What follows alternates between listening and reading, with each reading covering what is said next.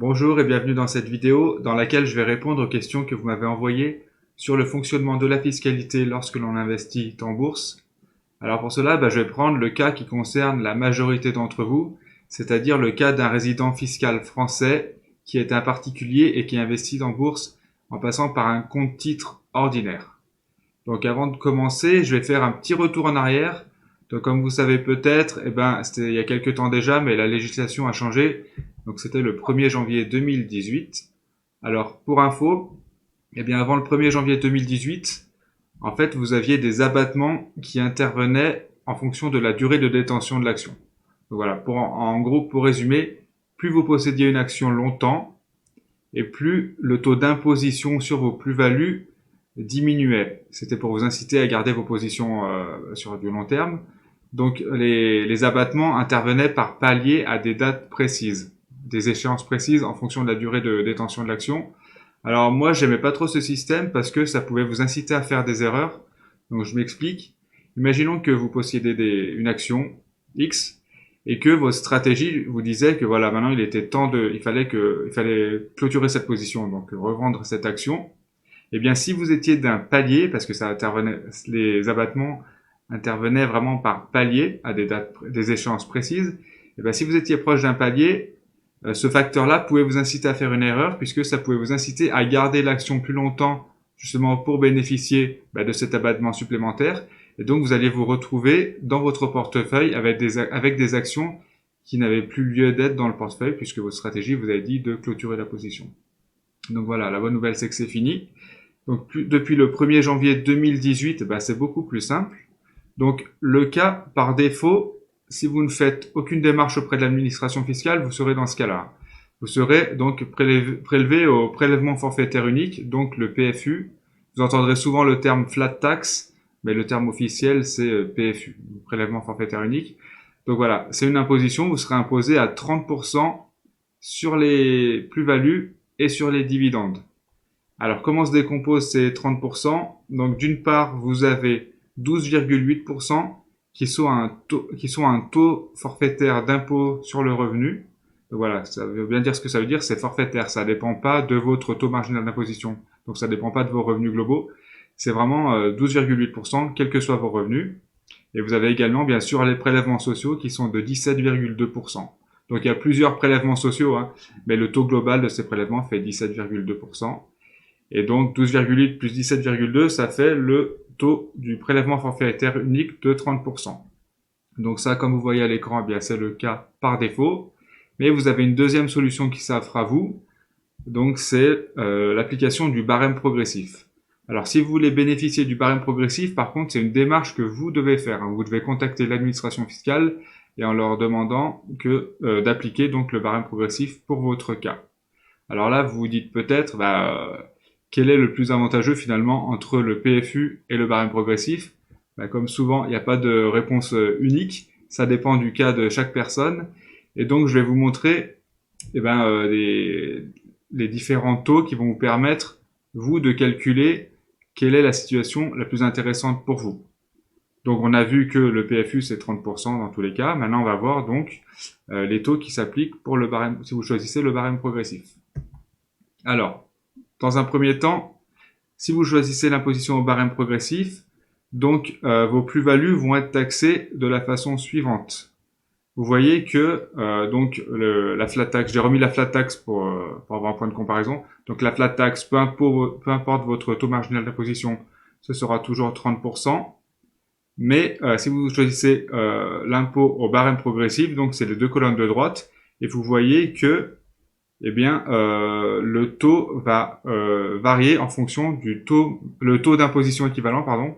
Donc le taux d'impôt que vous allez payer sur vos plus-values va varier en fonction de votre taux marginal d'imposition. Donc, en gros, pour résumer, quel est le meilleur choix des deux? Si vous avez des faibles revenus, donc c'est pas péjoratif ce que je dis, mais si vous avez des faibles revenus, il est plus intéressant de choisir l'option du barème progressif, puisque vous voyez que vous êtes en dessous de 30%.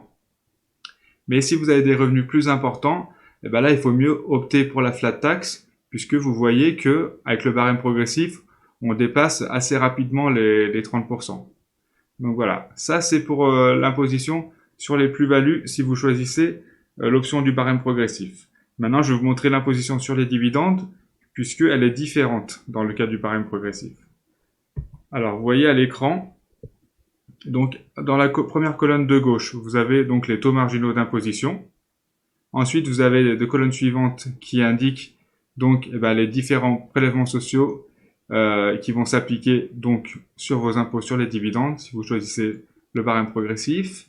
La quatrième colonne, très importante, puisque quand vous choisissez l'imposition au barème progressif, vous avez un abattement de 40% qui s'applique sur les dividendes. Et ce qui vous donne donc le résultat suivant dans la cinquième colonne.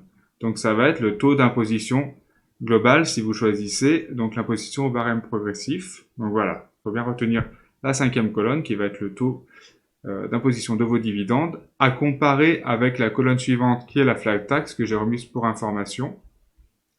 Et donc quel est le meilleur choix? Vous voyez dans la dernière colonne, donc j'ai mis en jaune toutes les données.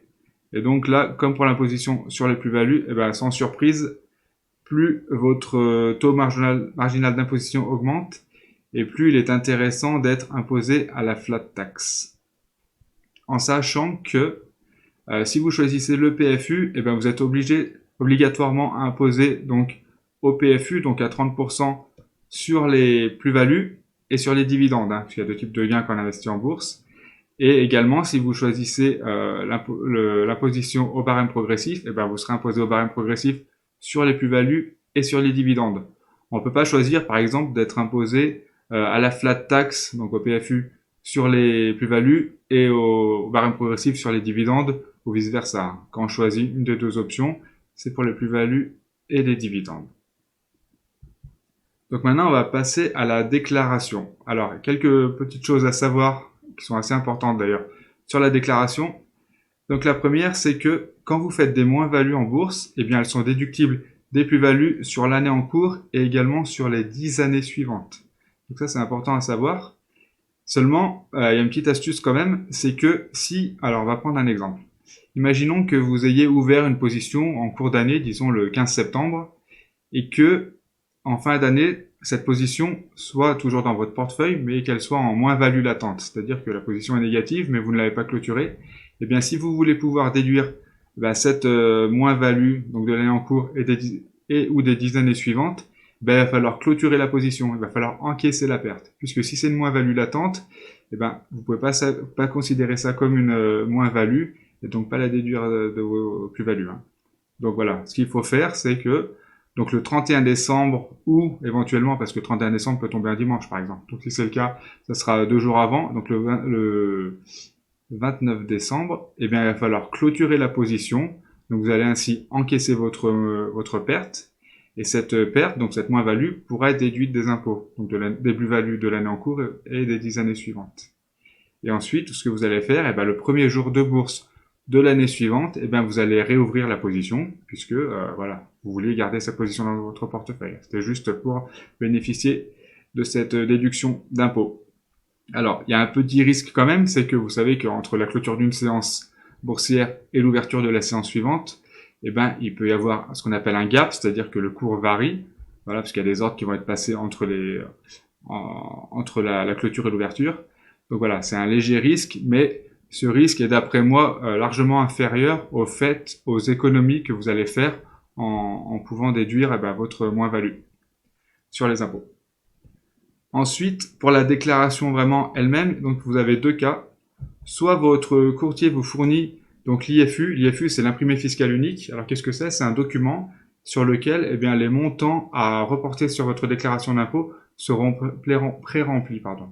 Ce serait vraiment le cas le plus simple. Vous avez juste à prendre les numéros, les chiffres qui ont été indiqués par votre courtier sur votre IFU et à les reporter sur votre déclaration d'impôt. Donc là, c'est le cas le plus simple. Mais si vous avez un courtier qui ne fournit pas l'IFU, c'est souvent le cas d'ailleurs des courtiers étrangers, il va vous fournir simplement un relevé d'opération. Donc vous allez avoir le récapitulatif de toutes les opérations que vous avez faites sur l'année précédente.